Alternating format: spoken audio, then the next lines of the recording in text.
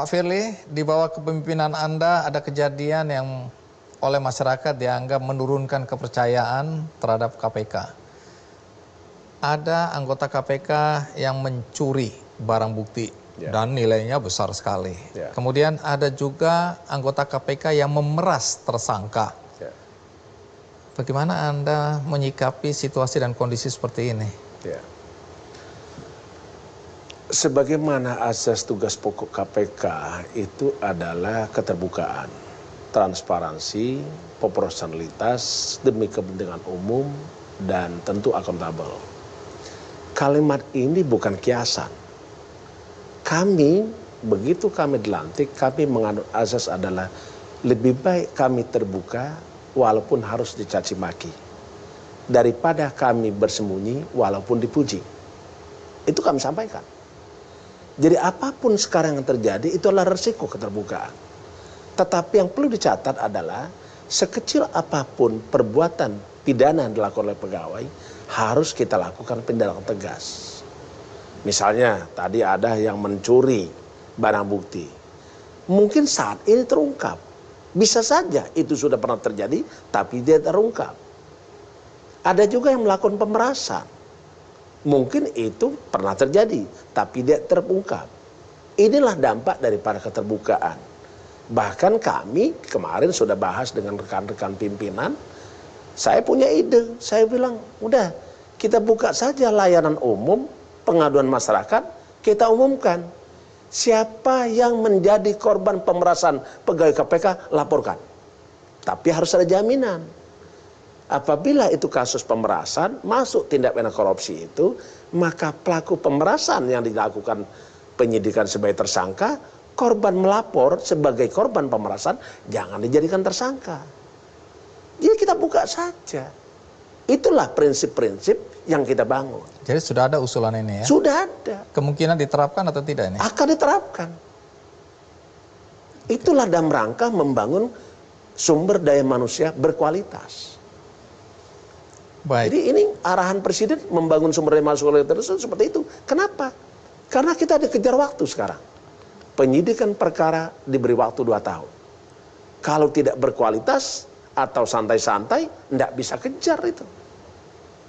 Ini, jadi saya tidak akan pernah menutup apa yang pernah terjadi itu. Dan saya katakan, ungkap tuntas. Gitu. Oke.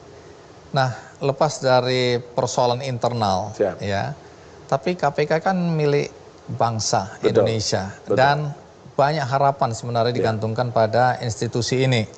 Karena kita tahu pekerjaan untuk memberantas korupsi itu tidak pernah selesai. Nah, tantangan ke depan KPK menurut Anda sebagai pimpinan KPK apa? Tentu tantangan KPK ini tidak bisa lepas dari tantangan bangsa negara. Tujuan KPK pun tidak bisa lepas dari tujuan negara.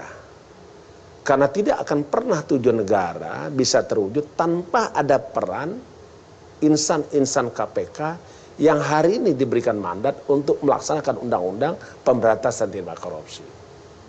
Kenapa itu menjadi titik tolak pemikiran kami, pemikiran saya? Bahwa tidak akan pernah tujuan negara terwujud kalau masih ada praktik-praktik korupsi. Dalam tujuan negara disebutkan di alinea keempat Undang-Undang Dasar 1945, melindungi segenap bangsa Indonesia dan seluruh tumpah Indonesia, memajukan kesejahteraan umum, mencerdaskan kehidupan bangsa, ikut aktif memelihara perdamaian dunia berdasarkan kemerdekaan, perdamaian abadi dan keadilan sosial. Ini tidak bisa wujud orang cerdas, tidak bisa terwujud negara sejahtera. Kenapa? Kalau ada korupsi. Karenanya saya punya keyakinan sampai kapanpun KPK tetap akan ada dan tidak akan pernah bubar ataupun mundur. Jadi kalau ada suara-suara bubarkan saja KPK, Anda termasuk yang menolak adalah gagasan itu? Reaksi emosional. Apa pentingnya KPK sebenarnya? Ya, KPK dia dalam tugas pokoknya sudah jelas, tujuannya pun sudah jelas. Tujuan didirikan KPK adalah melakukan pemberantasan korupsi berhasil guna dan berdaya guna. Apa tujuannya? Kalau KPK berhasil melakukan pemberantasan korupsi, maka tentu seluruh program pemerintah berjalan, seluruh aktivitas ekonomi berjalan, seluruh proses perizinan menjadi mudah, seluruh investasi itu akan mendatangkan pendapatan iklim usaha. Kalau iklim usaha naik, maka tentu pertumbuhan ekonomi naik. Kalau pertumbuhan ekonomi naik, maka tentu akan memberikan lapangan pekerjaan dan akan mendatangkan kesejahteraan rakyat. Itu yang dilakukan oleh KPK. Apa yang dilakukan? Satu, KPK melakukan pendidikan supaya masyarakat paham, penyelenggara paham, para partai politik paham bahayanya korupsi, sehingga orang tidak mau melakukan korupsi. KPK melakukan upaya pencegahan, melakukan kajian, telaahan, rekomendasi. KPK tahun 2020, Bang, 65 rekomendasi KPK disampaikan kepada pemerintah. 45 sudah dilaksanakan, 20 masih proses. Apa saja? Dalam musim pandemi COVID-19, 10 program KPK, 10 program pemerintah dalam penanganan COVID-19 dan pemulihan ekonomi, KPK andil di situ. Makanya saya yakin sampai kapanpun KPK tetap akan memberikan kontribusi untuk mewujudkan tujuan negara. Dengan korupsi nggak ada, Bang. Fasilitas pelayanan kesehatan bagus, mutu pendidikan akan bagus, infrastruktur yang membangun menghubungkan 17.400 pulau akan bagus, lapangan pekerjaan akan bagus, investasi akan meningkat. Jadi mimpi kita, harapan saya, Indonesia ini suatu saat bebas dari korupsi dan tidak ada praktek-praktek korupsi. Baik, itu harapan kita semua tentu saja. Harapan kita semua. Tapi kalau bicara mengenai konflik yang sampai saat ini masih dibicarakan di masyarakat tentang 75 orang yang tidak lulus, harapan Anda terhadap mereka yang tidak lulus 51 yang sekarang ini masih bergerak kemana-mana untuk mengadukan nasib mereka, itu yang mereka rasakan, apa harapan Anda atau imbauan Anda kepada mereka? Kami tentu akan menyelesaikan segala persoalan yang ada di KPK. Tentu untuk menyelesaikannya, apakah itu bisa kami selesaikan sendiri? Tetapi kalau tidak kami selesaikan sendiri, tentu kami akan meminta uluran tangan dari kementerian terkait, lembaga terkait, badan usaha milik negara. Kenapa?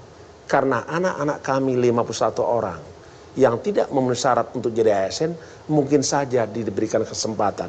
Dan kami upayakan untuk dalam rangka tetap menjamin keberlangsungan hidup mereka, akan tetap menjamin kesejahteraan mereka. Karena sesungguhnya tujuan negara tadi memajukan kesejahteraan umum. Artinya mencerdaskan kehidupan bangsa. Maknanya termasuk mensejahterakan dan mencerdaskan 51 keluarga itu. Tidak ada dendam pribadi. Bang, saya ini dari dulu saya katakan, saya tidak pernah dendam dan tidak pernah benci. Karena dalam prinsip saya harus dekat dengan teman saya. Tetapi prinsip saya lagi adalah, saya harus lebih dekat dengan musuh saya. Saya lebih dekat dengan teman, tapi harus lebih dekat dari musuh. Close to our friend, but more closer to our enemy. Itu prinsip. Nggak mudah. Memang nggak mudah. Nah, kalau ada yang menganggap bahwa peristiwa ini akan mempengaruhi kinerja dari KPK dalam penyelidikan, terutama kasus-kasus yang saat ini masih bergulir, terutama kasus-kasus besar, ketakutan ini atau kekhawatiran ini beralasan atau tidak? Persepsi itu boleh saja mereka kembangkan, boleh saja mereka berpendapat demikian, tetapi kami di KPK telah melakukan langkah-langkah. Karena sesungguhnya pekerjaan KPK bukan tergantung orang-orang, bukan tergantung individu. Contohnya tadi, bagi yang tidak memenuhi syarat, pekerjaannya sudah diserahkan kepada atasannya. Maknanya apa? Kita mitigasi risiko supaya semua pekerjaan, tugas pokok dalam rangka penyelesaian perkara itu tetap berjalan. Dan kami yakini bahwa sistem KPK sudah bekerja. Jadi bukan tergantung dengan orang-orang. Boleh saja nanti kami berlima selesai tanggal 20 Desember 2023 bergantian baru, tapi sistem harus berjalan. Karena perjuangan untuk memberantas korupsi tidak pernah berhenti sampai NKRI bersih dari korupsi. Merdeka. Merdeka. Ya. Nah, terakhir Pak Firly, mungkin ada sesuatu yang saya tidak tanyakan, tapi ingin Anda sampaikan kepada siapapun yang menonton acara kita. Ya. Silakan disampaikan. Terima kasih Bang Andi. Kesempatan ini adalah kesempatan terbaik bagi kami untuk menyampaikan beberapa hal tadi, menjawab beberapa isu. Tetap yang pasti, kehadiran kami hari ini bukan untuk mempertentangkan pendapat, bukan juga untuk mempertentangkan antara orang yang memiliki pandangan yang berbeda. Tapi kesempatan hari ini saya akan gunakan, marilah kita merapatkan barisan. Satu gerak, satu langkah, satu alam pikiran, satu aksi memberantas korupsi. Karena sesungguhnya pemberantasan korupsi itu tidak bisa dilakukan oleh satu orang, oleh satu kelompok atau satu badan. Karenanya KPK memiliki visi melakukan pemberantasan korupsi bersama rakyat. Bersama rakyat menurunkan angka korupsi, mewujudkan Indonesia maju. Jadi saya kira itu. Jadi kalau kita ingin Indonesia sejahtera, Indonesia yang cerdas, Indonesia yang adil dan makmur, Indonesia yang gemah ripah lo jenawi, toto terentem Kertaharjo, mari bersama KPK kita berantas korupsi. Mulai hari ini katakan tidak kepada korupsi. Baik, terima kasih Pak Firly.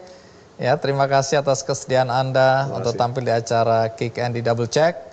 Dan paling tidak banyak pertanyaan masyarakat yang mudah-mudahan bisa terjawab hari ini. Terima kasih. Karena selama ini Anda memilih diam. Siap. Sehingga banyak orang menuduh Anda takut. Siap. Tapi Anda sudah menjelaskan bukan persoalan takut. Siap. Tapi bagaimana momentum untuk menjelaskan. Siap. Sehingga pemahaman ini sampai kepada masyarakat. Terima kasih. Dan mudah-mudahan inilah yang dipahami oleh masyarakat. Terima kasih. Baik, itu dia pertemuan kita, bincang-bincang kita dengan Ketua KPK Firly Bahuri. Banyak pertanyaan yang beredar di masyarakat yang sudah saya tanyakan. Saya tahu persis bahwa waktunya tidak cukup untuk mewakili Anda semua, karena masih banyak pertanyaan yang mungkin juga ada di dalam alam pikiran Anda. Mudah-mudahan hari ini, perbincangan ini memberikan perspektif yang utuh tentang apa yang Anda lihat di masyarakat. Siapa tamu kita berikutnya? Siapa sosok yang akan menjadi tamu istimewa di Kick Andy Double Check? Nantikan terus Kick Andy Double Check. Sampai jumpa.